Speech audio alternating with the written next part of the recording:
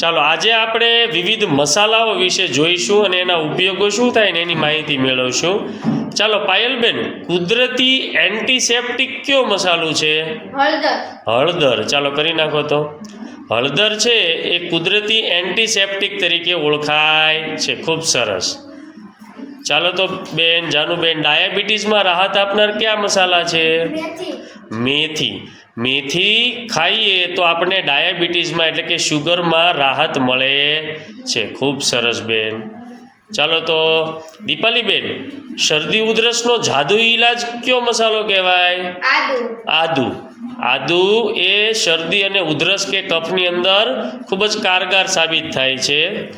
ચાલો તો હિરાલીબેન, ગેસ અને એસિડિટીનો દુશ્મન કયો મસાલો કહેવાય? જીરું. જીરું. લખી નાખો. જીરું છે એ ગેસ અને એસિડિટીમાં આપણને રાહત આપે છે. થોડા અક્ષર મોટા કરવાના.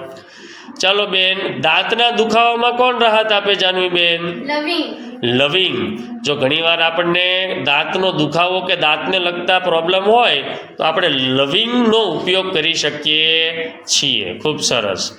ચાલો બેન ઉર્વિશાબેન, શરીરમાં સોજા ઉતારનાર તરીકે કયો મસાલો ઓળખાય? ધાણા. ધાણા. શરીરને લગતા વિવિધ સોજા ચડતા હોય શરીરના અલગ અલગ અવયવોમાં તો એની માટે ધાણા ખૂબ જ ઉપયોગી છે. ખૂબ સરસ.